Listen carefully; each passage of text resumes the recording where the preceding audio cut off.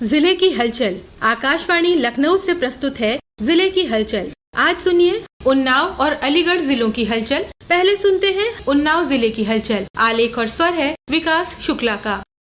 जनपद उन्नाव में सरदार वल्लभ भाई पटेल की 150वीं जयंती भव्यता के साथ मनाई गई। इस अवसर पर पुलिस लाइन में भव्य कार्यक्रम आयोजित किए गए तथा पुलिस अधीक्षक जयप्रकाश सिंह द्वारा एकता की शपथ दिलाई गई व रन फॉर यूनिटी का आयोजन किया गया। वहीं सरदार वल्लभ भाई पटेल की 150वीं जयंती वर्ष के अवसर पर एकता यात्रा का आयोजन किया गया। यात्रा का शुभारंभ जिले के प्रभारी मंत्री एवं कैबिनेट मंत्री धर्मपाल सिंह ने किया। यात्रा के दौरान सांसद साक्षी महाराज और सदर विधायक पंकज गुप्ता सहित कई जनप्रतिनिधि और स्थानीय नेता उपस्थित रहे। यात्रा का जगह जगह पुष्प वर्षा कर स्वागत किया गया। वहीं प्रभारी मंत्री धर्मपाल सिंह ने बताया कि सदर विधानसभा की यह एकता यात्रा लगभग 8 किलोमीटर लंबी है। इसका मुख्य उद्देश्य गांव-गांव जाकर एकता और अखंडता का संदेश देना है। उन्होंने कहा, सरदार वल्लभ भाई पटेल ने जो देश अखंड भारत के रूप में हमें देने का काम किया, भारत को देश के प्रधानमंत्री माननीय मोदी जी ने उसको श्रेष्ठता की ओर ले जाने का काम अटक से लेकर कटक तक, कन्याकुमारी से लेकर कश्मीर तक श्रेष्ठता में लाने का काम किया।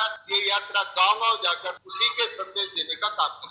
तत्पश्चात प्रभारी मंत्री धर्मपाल सिंह ने विकास भवन के पन्नालाल हाल में अधिकारियों के साथ बैठकर सुरक्षा व्यवस्था की समीक्षा की। इस बैठक में प्रभारी मंत्री द्वारा किसानों को खाद बीज वितरण, फसलों और सड़कों के नुकसान, गौशालाओं में गौवंश के रखरखाव व गंभीर अपराधों पर प्रभावी रोकथाम सहित अन्य महत्वपूर्ण बिंदुओं के संबंध में समीक्षा की गई। जिले में संयुक्त सचिव भारत सरकार अदिति सिंह की अध्यक्षता में विकास भवन सभागार में प्रधानमंत्री धन धान्य कृषि योजना के संबंध में समीक्षा बैठक की गई। इस अवसर पर संयुक्त सचिव ने कृषि धन धान्य योजना से जुड़े अधिकारियों को निर्देशित करते हुए कहा कि प्रधानमंत्री धन धान्य कृषि योजना में ग्रामीण विकास में पर्याप्त कन्वर्जन किया जा सकता है। उन्होंने कहा कि राष्ट्रीय आजीविका मिशन की ड्रोन सखी और कृषि सखी भूमिका महत्वपूर्ण हो सकती है। उनकी भूमिका तय की जाए तथा उनकी ट्रेनिंग कराई जाए। उन्होंने कहा कि प्राकृतिक खेती और जैविक खेती पर जोर दिया जाए। कृषकों को इसके संबंध में तकनीकी ज्ञान उपलब्ध कराकर प्राकृतिक और जैविक खेती के संबंध में अधिक से अधिक जागरूकता कार्यक्रम आयोजित कर उसके प्रति कृषकों को प्रेरित किया जाए तथा किसानों को भूमि की गुणवत्ता के अनुसार फसल चयन करने के लिए प्रेरित किया जाए। किसान गुणवत्तापूर्ण उत्पादन कर आत्मनिर्भर बने, ऐसी कृषि पद्धतियां नवीन तकनीक से किसानों को जागरूक करें। उन्होंने कहा कि मशीनरी की जो भी समस्याएं हैं उन पर बेहतर चर्चा कर क्रिटिकल एनालिसिस किया जाए तथा अमृत सरोवरों को विकसित कर मछुआ समुदाय व अन्य जुड़े उत्पादकों पर कृषि सखी के माध्यम से उससे जुड़े कृषकों को लाभान्वित किया जाए।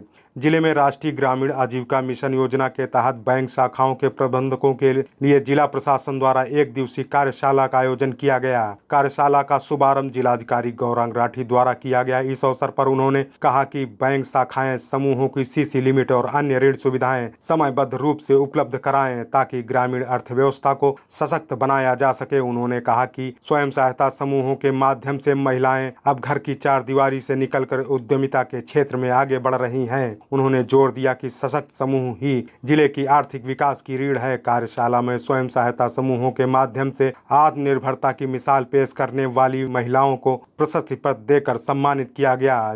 जिले में बंकिम चंद्र चट्टोपाध्याय द्वारा रचित राष्ट्रीय गीत वंदे मातरम की 150वीं वर्षगांठ को धूमधाम से मनाया गया तथा राष्ट्रीय गीत वंदे मातरम का सामूहिक गायन विकास भवन में जनप्रतिनिधियों, अधिकारियों और कर्मचारियों द्वारा किया गया। वहीं बेसिक शिक्षा और माध्यमिक शिक्षा विभाग द्वारा जनपद के सभी शिक्षण संस्थानों में वंदे मातरम का सामूहिक गायन, प्रभात फेरी, रैली, मार्च, पोस्टर का आयोजन किया गया और राष्ट्रीय गीत वंदे मातरम धुन बजाकर जन जन तक देशभक्ति का संदेश पहुंचाया गया। जहां बेसिक शिक्षा के 2709 स्कूलों के लगभग 1.5 लाख छात्र छात्राओं द्वारा विभिन्न देशभक्ति कार्यक्रम प्रस्तुत किए गए। वहीं जनपद के बदरका में चंद्रशेखर आजाद की प्रतिमा पर जनप्रतिनिधियों द्वारा माल्यार्पण कर सांस्कृतिक कार्यक्रमों का आयोजन किया गया। वंदे मातरम गीत का गायन किया गया तथा इस अवसर पर सदर विधायक पंकज गुप्ता ने कहा कि आज गर्व का दिन है कि हम सब लोग यहाँ एकत्र होकर राष्ट्रीय गीत वंदे मातरम की 150वीं वर्षगांठ मना रहे हैं। राष्ट्रीय गीत ने देश को एकता और अखंडता के सूत्र में बांधने का कार्य किया है। आजादी की लड़ाई में हमारे वीर सपूतों को याद करने का आज शुभ अवसर है। प्रदेश सरकार द्वारा राष्ट्रीय गीत वंदे मातरम के 150 वर्ष पूरे होने पर 1 वर्ष तक स्मरणोत्सव के रूप में मनाया जाएगा, जो 4 चरणों में आयोजित किया जाएगा। उन्नाव जिले की हलचल के बाद आइए सुनते हैं अलीगढ़ जिले की हलचल। आलेख और स्वर है रजनेश सिंह का।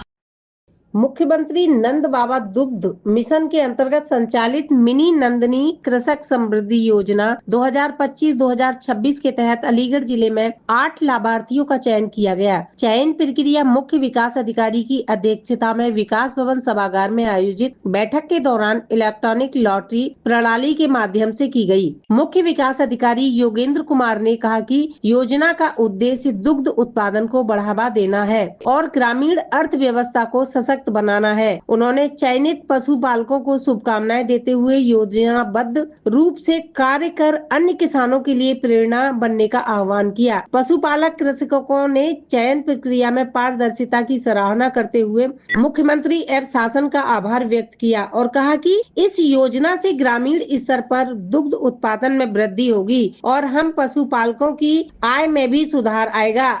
अग्रसेन इंटर कॉलेज हरदुआगंज में आयोजित एनसीसी कैंप के दौरान स्वास्थ्य विभाग की ओर से टीबी जागरूकता कार्यक्रम हुआ। कार्यक्रम में मुख्य अतिथि के रूप में मुख्य चिकित्सा अधिकारी डॉक्टर नीरज त्यागी शामिल हुए। मुख्य चिकित्सा अधिकारी ने कहा कि स्वस्थ समाज के निर्माण में युवा वर्ग की भूमिका सबसे अहम है। टीबी उन्मूलन में जागरूकता सबसे बड़ा हथियार है। उन्होंने छात्रों से आह्वान किया कि वे अपने अपने क्षेत्र में स्वास्थ्य संबंधी संदेश को व्यापक रूप से फैलाएं।